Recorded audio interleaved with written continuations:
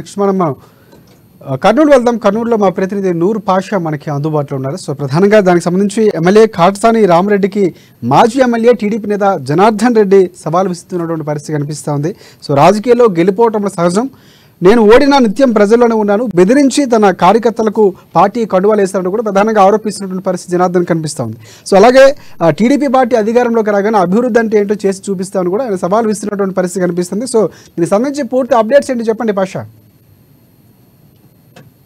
అయితే ఆంధ్రప్రదేశ్ లో సమీపిస్తున్న నేపథ్యంలో నాయకులు ప్రత్యర్థుల మధ్య ప్రతి సవాళ్ళు ఛాలెంజ్లు అయితే విస్తున్న పరిస్థితి అయితే ఉంది.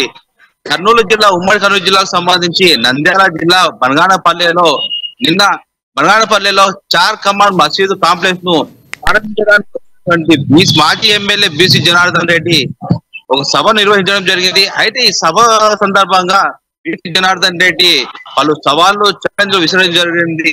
ప్రస్తుతం ఉన్న అధికార పార్టీలో ఎమ్మెల్యే కొనసాగుతున్న కాటసాని రామిరెడ్డికి ఛాలెంజ్ విసరడం జరిగింది మాజీ జనార్దన్ రెడ్డి. అయితే ఈ సందర్భంగా మాజీ ఎమ్మెల్యే బీసీ జనార్దన్ రెడ్డి మాట్లాడుతూ కేవలము కండువాలు వేసుకొని బెదిరింపులకు పాల్పడుతూ తమ నాయకుడిని బెదిరించి లోపరుచుకోవడమే కాదు, ఎప్పటికైనా కండువాలు మీవే ఉంటాయి, చివరికి ఓట్లు మావైతే విషయాన్ని తెలియజేశారు బీసీ జనార్దన్ రెడ్డి. అదే సమయంలో బీసీ జనార్దన్ రెడ్డి మాట్లాడుతూ తమ భార్య సత్యమనేటువంటి భారతి గారి పేరు మీద దాదాపు 60 కోట్ల రూపాయలు నిధులు ఉన్నాయని, తమ వారసులకు ఆల్రెడీ వెల్ సెటిల్ అయిపోయినారు, వాళ్ళకు నేను సెటిల్ చేయాల్సిన అవసరం లేదు, సో రాబోయేలో ఖచ్చితంగా తెలుగుదేశం పార్టీ అధికారంలోకి వస్తుంది, అధికారంలో వచ్చిన తర్వాత ప్రతి నీరు దాదాపు 2 సెంట్ల చొప్పున నేను ఖచ్చితంగా ఇళ్ల పట్టాల పంపిణీ చేస్తానని చేశారు బీసీ జనార్దన్ రెడ్డి.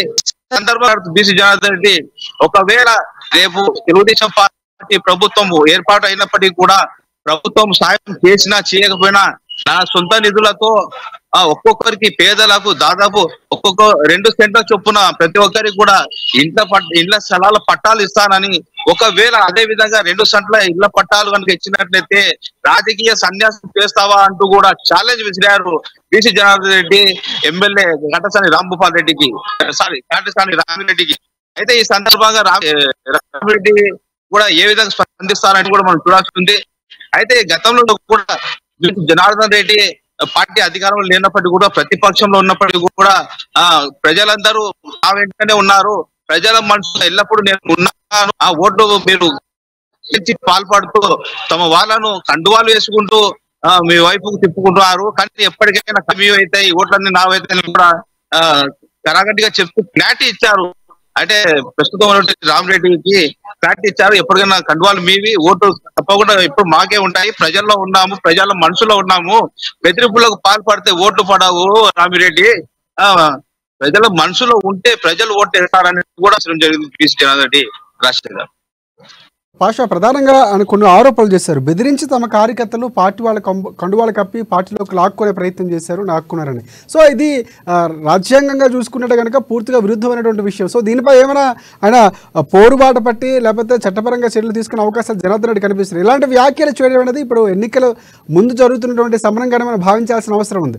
సో ఇక్కడ ఈ నేపథ్యంలో ప్రస్తుతం ఉన్నటువంటి నేపథ్యంలో రామిరెడ్డి ఎలా స్పందించే అవకాశాలు కనిపిస్తున్నాయి? గతంలో చూసుకున్నాక ప్రస్తుతం ఉన్న ఎమ్మెల్యే రామిరెడ్డికి మాజీ ఎమ్మెల్యే బీసీ జనార్దన్ రెడ్డి కూడా ఎన్నోసార్లు ప్రతి సవాళ్ళు కూడా జరగడం జరిగింది. అయితే ప్రస్తుతం ఉన్నటువంటి సిచ్యువేషన్ లో ఎన్నికలు నేపథ్యంలో ఇంకా పరిస్థితి ఇంకా ముదురబోతుండొచ్చు కూడా ప్రతి చోట నియోజకవర్గాల్లో. ముఖ్యంగా తెలుగుదేశం పార్టీ జనసేన వదిలినట్టు విడిచిపెట్టినటువంటి జాబితాలో అభ్యర్థుల జాబితాలో వచ్చినప్పటి నుండి కూడా వర్గాల్లో అసంతృప్తి నేతలు మాటలు ప్రతి సవాలు ఇవి కొనసాగుతూ ఉన్నాయి. ఇంకా భవిష్యత్తులో ఎలాంటి కూడా మనం చూడబోతున్నాము రాజశేఖర్.